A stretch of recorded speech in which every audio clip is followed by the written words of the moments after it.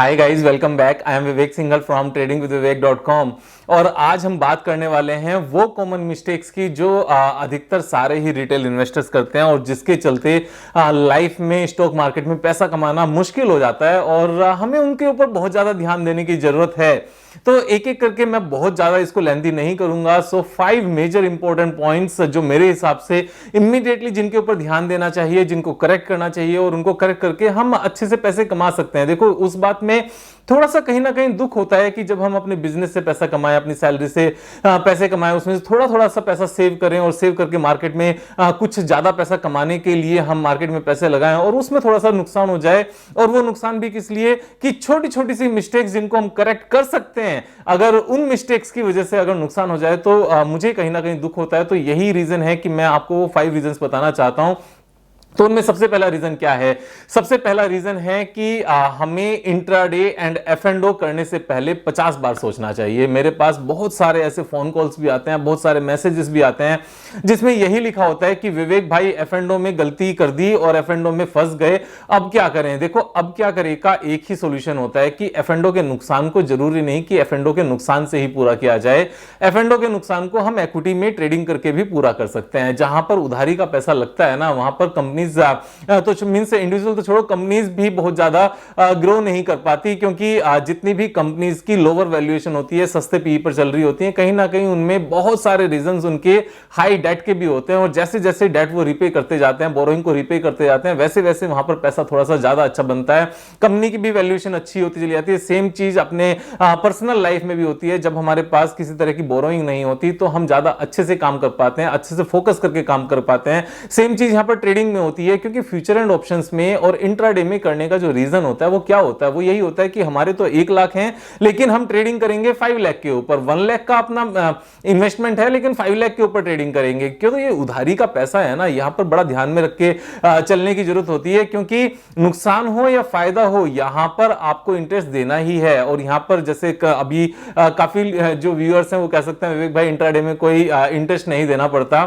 Intraday में जो interest देना पड़ता है ना, वो पेनल्टी के रूप में होता है कि अगर आपका सौदा प्लस में नहीं रहा तो भी आपको माइनस में काटना पड़ेगा, आप कैरी ऑन नहीं कर सकते उसको। तो ये तो इंटरेस्ट से भी बड़ी चीज हो जाती है, पेनल्टी लगती है। और एक और जो यहां पर इंपॉर्टेंट पॉइंट है कि intraday and future and option को करने से पहले एक हमें प्रोफेशनल बनने की जरूरत है इस चीज में। ऐसा नहीं होना चाहिए कि हम पार्ट टाइम करके इस काम को कर सकें।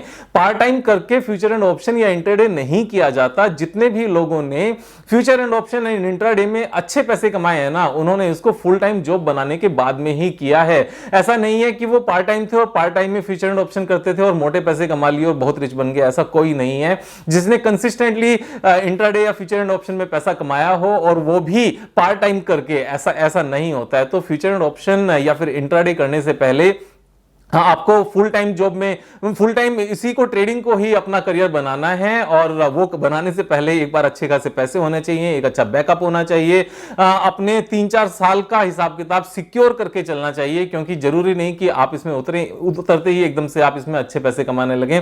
बहुत सोच समझ के करने की जरूरत है। सो ये पहली मिस्टेक होती है कि as a beginner future and option में स्टार्ट कर लेते हैं, एज ए बिगनर हम इंट्राडे स्टार्ट कर लेते हैं क्योंकि टीवी पर कुछ ऐसा सुना होता है। तो ये चीज गलत है। सेकेंड मोस्ट इंपॉर्टेंट पॉइंट, यहां पर हमें स्टॉप लॉस से बचना चाहिए। देखो, स्टॉप लॉस लगाने से होता क्या है? जैसे ही हम ये सोचते हैं ना कि अगर इससे ऊपर चला गया तो प्रॉफिट बुक कर देंगे, इसके नीचे चला गया तो स्टॉप लॉस लेकर निकल जाएंगे। इट मींस हमने पहले से ही डिसाइड कर लिया कि फायदा भी हो सकता है, नुकसान भी हो सकता है। ये एक गलत तरीका है। यहां पर हमें इस जो स्टॉप लॉस है उसको हटा देना चाहिए। अब जैसे ही हम ये डिसाइड कर लेंगे कि हम स्टॉप लॉस लगाकर काम नहीं करेंगे, तो सेकंड क्वेश्चन आएगा, अगर नीचे चला गया तो यहां इसका जो आंसर है ना वो ये है, कंपनी को अच्छे से चूज करो। यहां पर सबसे पहले बिजनेस को एनालाइज करो, बिजनेस एनालाइज करके उसके बाद फाइनेंशियल्स को एनालाइज करो, फाइनेंशियल्स को एनालाइज करके टेक्निकल चार्ट्स को एनालाइज करो।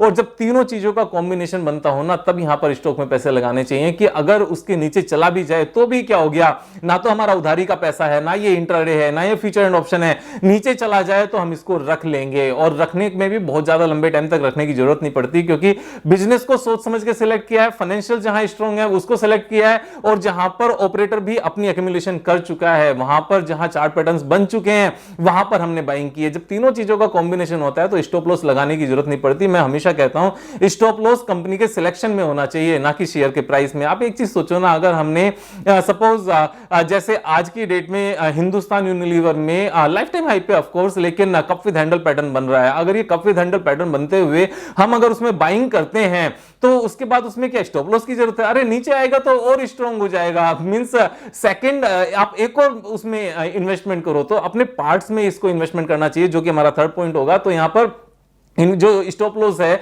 वो स्टॉप लॉस हमारा कंपनी के सिलेक्शन में होना चाहिए, ना कि स्टॉक के प्राइस में। नीचे आ जाए, अच्छी कंपनी, अच्छा बिजनेस है, फाइनेंशियल्स अच्छे हैं, हमने ऑलरेडी सस्ता परचेज किया है, और नीचे आ जाएगा तो और बाय करना बनता है, और बाय करने के पैसे नहीं है, लेकर बैठो आराम से।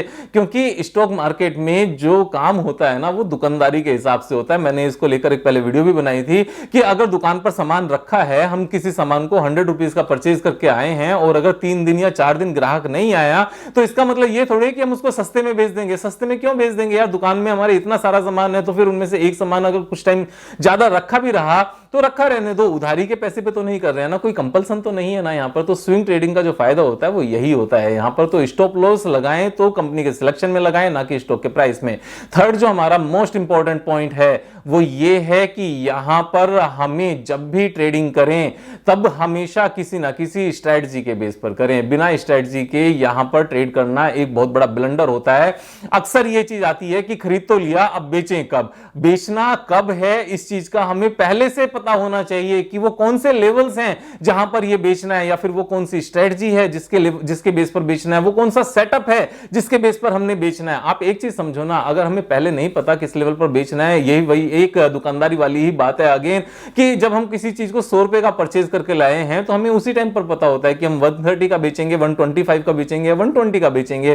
तो यहां पर भी जब भी बाइंग करें किसी सेटअप के बेस पर करें, टेक्निकल चार्ट पैटर्न के बेस पर करें, किसी इंडिकेटर के बेस पर करें, किसी अलग स्ट्रेटजी के बेस पर करें, और उसी स्ट्रेटजी के बेस पर उसको सेल करें। ऐसा कभी नहीं होना चाहिए कि बाइंग तो किया एक स्ट्रेटजी के बेस पर और सेल किया किसी दूसरी स्ट्रेटजी के बेस पर, बाय तो किया किसी एक के कहने से और सेल कर रहे हैं दूसरे के कहने से, बाय किया किसी एक के कहने से और दूसरे से पूछ रहे हैं कि अब इसका क्या करें। ये सब गलत तरीके हैं। एक पर्टिकुलर सिस्टम को, अप्रोच को अपनाना पड़ेगा, और जब उस पर्टिकुलर सिस्टम या अप्रोच को, स्ट्रेटजी को लगातार हम अगले कई सालों तक ट्रेड करेंगे तो वहां पर पैसे बनेंगे ही बनेंगे। ये ऐसा होता ही नहीं है। तो यहां पर जो तीसरा सबसे बड़ा रीजन है मार्केट में पैसा खोने का, वो ये है कि हम एक स्ट्रेटजी के बेस पर, लगातार एक सिस्टम के बेस पर ट्रेड नहीं करते, एडोक बेसिस पर कभी भी किसी से भी कहने से कैसे भी ट्रेड करते रहते हैं। वो तरीका गलत है। अगर किसी के कहने से करना है ना, सिर्फ उसी को फॉलो करो, उसी की बाइंग पर जाओ, उसी की सेलिंग पर जाओ, लेकिन ऐसा नहीं कि एक के बेस पर बाइंग की और दूसरे के बेस पर हम सेलिंग कर रहे हैं। ये सब चीजें गलत हैं। इसके बाद जो फोर्थ पॉइंट है, वो फोर्थ पॉइंट एक इंपॉर्टेंट पॉइंट ये है, जितने भी केसेस में मैंने बड़े नुकसान सुने हैं,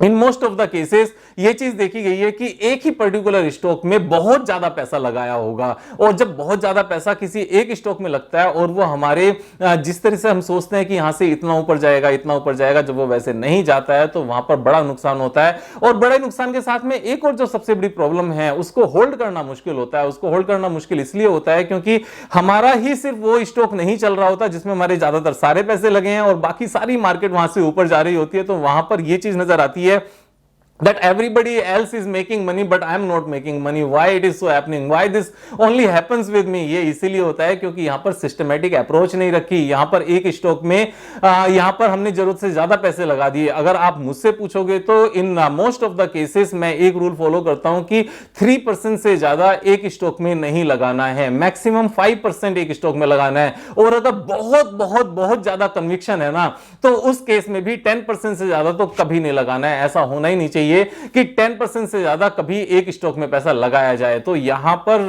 एक ही रूल्स बनाने पड़ेंगे। अगर जितना मर्जी अच्छा स्टॉक है, अपनी एक परसेंटेज फिक्स करो that I will have 20 stocks in my portfolio और I will have 25 stocks in my portfolio. अगर 20 स्टॉक्स हैं वी विल इन्वेस्ट 5%, और अगर 25 है हम 4% लगाएंगे, 4% लगाएंगे। तो ये सिस्टमैटिक अप्रोच होनी चाहिए। इसकी वजह से क्या होता है कि अगर हमारे 25 स्टॉक्स में से अगर 5 स्टॉक्स नहीं चले, 10 भी नहीं चले, तो जो 15 है ना, वो यहां पर चर्न करते रहेंगे, प्रॉफिट प्रॉफिट दिलाते रहेंगे, हमारे पोर्टफोलियो में मोमेंटम बना रहेगा और जो स्टॉक्स नहीं चल रहे हैं ना उनको हमें बेचने की ज्यादा जल्दी नहीं रहेगी क्योंकि उनका भी नंबर धीरे धीरे आ जाएगा। तो ये एक फोर्थ पॉइंट है कि एक ही स्टॉक में एक पर्टिकुलर परसेंटेज से ज्यादा पैसे नहीं लगाने चाहिए। ये एक मिस्टेक होती है जो ज्यादातर रिटेलर्स करते हैं। यहां पर जो फिफ्थ पॉइंट है, फिफ्थ पॉइंट इतना इंपॉर्टेंट है कि अगर ऊपर के चारों पॉइंट्स करेक्ट कर भी लिए और अगर फिफ्थ को ठीक नहीं किया तो भी मार्केट में कमाई नहीं होगी। उसको ब्लेसिंग्स कहते हैं। ब्लेसिंग्स लेनी बहुत जरूरी है।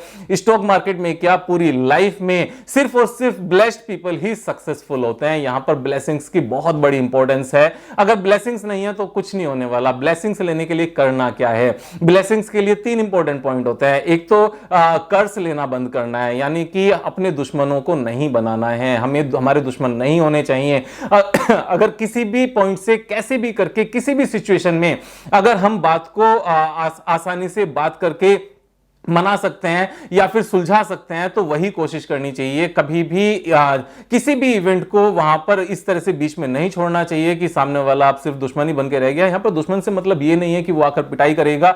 यहां पर उस चीज से मतलब है कि किसी का दिल ना दुखे, किसी को नुकसान ना हो हमारी वजह से, हमारी बातों से किसी को हर्ट ना हो। और अगर हर्ट हुआ है तो कोशिश करो वो चीज ठीक हो जाए, जैसे भी किसी भी एंगल से वो चीज ठीक हो जाए। तो इससे क्या होगा, नेगेटिव एनर्जी आना बंद होगा, हमारी पॉजिटिव एनर्जी बेकार में वेस्ट होनी बंद हो जाएगी। सेकंड, हमें पॉजिटिव एनर्जी को मेंटेन करना है, हमें बनाना है। पॉजिटिव एनर्जी दो तरीके से आती है। इससे एक मेटेरियलिस्टिक वर्ल्ड से आती है, एक आध्यात्मिकता में ईश्वरीय ताकत से आती है। तो यहां पर लोगों से भी पॉजिटिव एनर्जी आनी चाहिए। पॉजिटिव एनर्जी अब हमें ढूंढते रहें, बस कहां से मिल जाए बटोर लो। जिसकी अगर छोटी सी हेल्प हो सके हेल्प कर दो।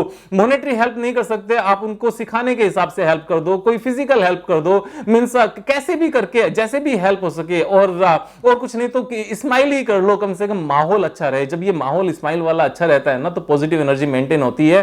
परिवार के जो फैमिली मेंबर्स हैं उनसे भी पॉजिटिव एनर्जी मिलती है, उनसे भी ब्लेसिंग्स मिलती हैं। मम्मी पापा से, भाई बहन से, छोटों से, बड़ों से, सबसे ब्लेसिंग्स मिलनी चाहिए। और तीसरा जो मींस इसका जो तीसरा पार्ट है ब्लेसिंग्स का, मतलब वो सबसे इंपॉर्टेंट है। ये मॉर्निंग में हाफ एन आवर चैंटिंग करो। चैंटिंग करने के लिए आपको क्या करना है, आपको ओम नमः शिवाय जपना है, वो जपो। महामृत्युंजय मंत्र जपना है, वो जपो। गायत्री मंत्र करना है, वो करो। प्रेयर करनी है, बाकी कुछ वो करो। आप हिंदू नहीं हो, दूसरे किसी धर्म के हो तो अपने धर्म के हिसाब से करो, लेकिन यहां पर प्रेयर करना बहुत इंपॉर्टेंट है, चैंटिंग करना बहुत इंपॉर्टेंट है। ये जो ब्लेसिंग्स का जो कॉम्बिनेशन है ना, इस ब्लेसिंग्स के चलते हमारी से अगर गलतियां होनी भी होती है ना तो वो गलतियां होनी रुक जाती हैं और अच्छी चीजें तो होती ही रहती हैं। हम अच्छे लोगों के कनेक्ट में आते हैं और सारी चीजें बेहतरीन होती है। जो स्टॉक्स में अगले दिन सर्किट लगने होते हैं ना, अगर हमारे पास 5 स्टॉक हैं और 5 में से 2 को सिलेक्ट करना है क्योंकि सिर्फ 2 के ही पैसे हैं, तो वो 2 वही वाले सिलेक्ट होते हैं जो सबसे अच्छे हमारे लिए होते हैं, क्योंकि वहां पर ब्लेसिंग्स हमारी